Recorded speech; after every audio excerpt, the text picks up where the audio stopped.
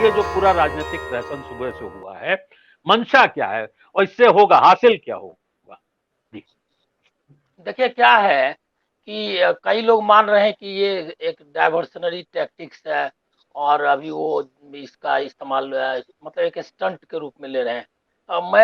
इसको इतना लाइटली लेने के ये में नहीं हूँ। ये एक सीरियस इफर्ट है और वो हिंदू राष्ट्र की तरफ बढ़ता हुआ इफर्ट है, जो कि सेंगोल से लेकर के आपको पूरे परिप्रेक्ष्य में देखना होगा, जिसमें कि वो आगे बढ़ रहे हैं। ये इसमें जरूर है कि उनको ये लगने लगा है कि शायद 2024 में ना आ पाए, तो इसके पहले आरएसएस बेचैन है कि वो हिंदू राष्ट्र के जो बचे हुए उसके ये हैं, उसकी कोशिश में है ये। क्योंकि ये जो भारत और इंडिया का डिबेट शुरू हुआ है, उसको आप अलग से जो जो इनके सारे कदम है उससे जोड़ कर देखिए, जिसमें कि वन इलेक्शन और वन नेशन वन इलेक्शन वाला भी शामिल है। ये असल में है, ये प्रोजेक्ट है भारतीय संविधान और लोकतंत्र को खत्म करने का, जो इस प्रोजेक्ट में वो लंबे समय से लगा हुआ है संघ परिवार। एक तो पहली बात ये बताऊंगा। अब ये इंडिया और भारत का क्या है। भारत का देखिए ऐसा है कि उनका वो इन्होंने इसका मतलब कि सावरकर को भी वो डिनाई करना चाहते हैं।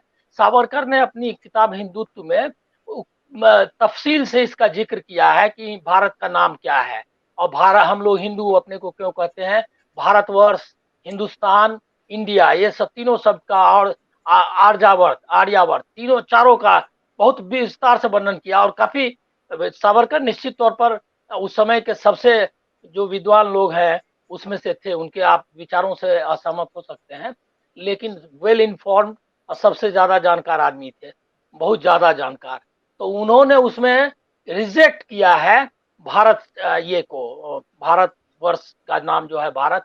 उनका कहना ये था कि एक तो ये बाद में आया, इसके पहले हम जम्बू द्वीप, आर्यावर्त, ये सब शब्द का इस्तेमाल कर चुके हैं।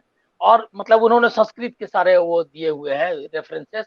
और बाद में उन्होंने कहा कि ये शब्द आया है कुछ बाद मतलब उस पीरियड में, एंशियंट पीरियड में ही बाद का है।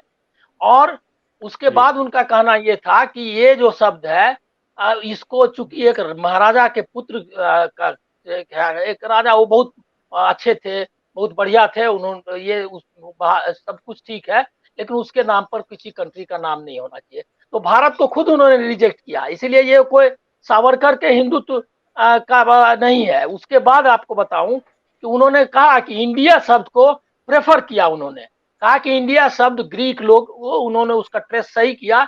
ये दोनों शब्द जो हैं ये सिंधु से हिंदू और इंडी सब सारे शब्द जो है सब सिंध का ही ये किया हुआ है, मतलब उसका ही वो रूपांतरण है अपने इंडस। ग्रीक में। हाँ, इंडस और फिर यहाँ ये जी। हिंदू, ये जो हिंदुस्तान में जो सिंधु इंडस। पारसी, हाँ। हाँ हाँ, नहीं ना, पारसी वर्ड में सिंधु नहीं उच्चारित कर सकते। ये सब डिटेल में उन्होंने खुद लिखा है और ये सब है भी लिंग्विस्टिक्स के आधार पे। तो इंडिया शब्द को उन्होंने प्रेफर किया और हिंदुस्तान वर्ड का उन्होंने इस्तेमाल किया। अब सवाल उठता है ये कि क्यों इस शब्द को जो कॉन्स्टिट्यूएंट असेंबली है ना, उसने क्यों इसको रिजेक्ट किया हिंदुस्तान वर्ड को। क्योंकि ज्यादा प्रचलित उस समय हिंदुस्तान और इंडिया ही था, भारत उतना प्रचलित भी नहीं था। लेकिन वंदे मातरम के बाद से और जो ये अपना चला, उसमें भारत शब्द उसके बाद से काफी प्रचलित हो गया, जो इंडियन नेशनलिज्म का एक सिंबल बन गया था भारत। उसमें कोई कोशिश की लोगों ने, जो कम्युनल लोगों ने, कि उसको दें। इस पर अरविंदो वगैरह का भी लिखा हुआ है कि किस तरह से हम जो जिस तरह से वंदे मातरम करते हैं और भारत जो है उसका अर्थ जो है उसको इस तरह से नहीं लेना चाहिए भारत माता का। वो भारत के सारे रिलीजन्स को रिप्रेजेंट, कोई हिंदुओं का नहीं है। 1920 का उनका मैं कोट कर रहा हूँ।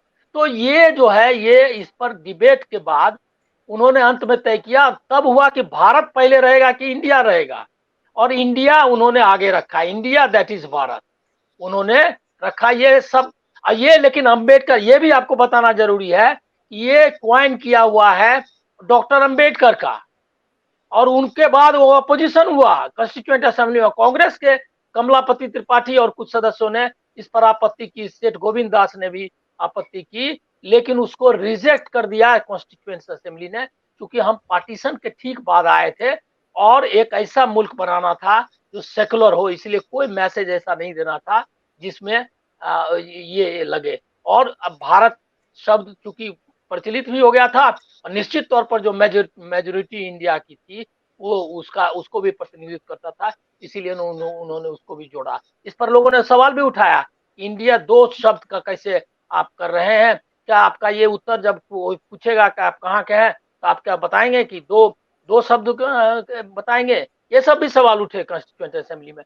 तो मैं आपको बता रहा हूँ, जी लेकिन गोलवलकर क्या कहते हैं वो आप पढ़ेंगे तब आपको पता चल जाएगा कि भारत को कितना ही तोड़ मरोड़ कर, मैं उसका छोटा बता रहा हूँ जो उनके ही ये से, हम्म, भारत को कितना ही जी तोड़ मरोड़ कर कहा जाए तो भी उसमें अन्य कोई अर्थ नहीं निकाल सकता, अर्थ केवल एक ही है, निकलेगा हिंदू। तो ये जो है हिंदू प्रोजेक्ट है गोलवलकर का, जिसके जरिए वो भारत को मतलब इंडिया रिप्लेस करना चाहते हैं। अब वो रिप्लेस किस तरह से करेंगे वो अलग मुद्दा है। संविधान को वो मानते नहीं है। सेंगोल और जिस तरह से हुआ उसको संविधान थोड़े ही है। और प्रधानमंत्री देश का राम मंदिर का शिलान्यास करेगा, वो कौन सा संविधान है और कौन सा भारतीय लोकतंत्र की जो भावनाएं हो उसके अनुरूप है? तो वो किसी चीज को नहीं मानते। अब ये चुनौती, लेकिन मैं ये कहना चाहता हूं, ये चुनौती वो लगातार दे रहे हैं विपक्ष को। विपक्ष उसको उस ताकत से उसको लड़ना चाहिए।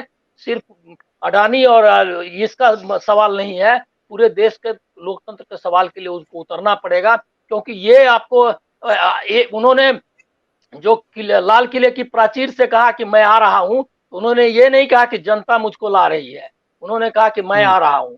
मतलब ये उन्होंने कोई विनम्रता नहीं दिखलाई कि जनता चुनेगी तो मैं आऊंगा। उन्होंने कहा कि हम्म, मैं आऊंगा। और टर्मिनेटर वाला तो आप देख ही चुके हैं कि कहा आई विल बी बैक, घोषणा कर दी कि अपन आ रहे हैं।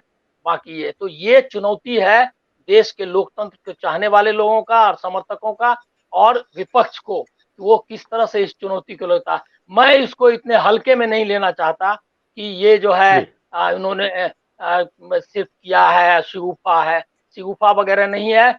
ये होता है कि एक सनक में भी एक आपको सनकीपन में भी एक पैटर्न होता है। उस पैटर्न ये हिंदुत्व का पैटर्न है, वो सिर्फ उतना जी नहीं है।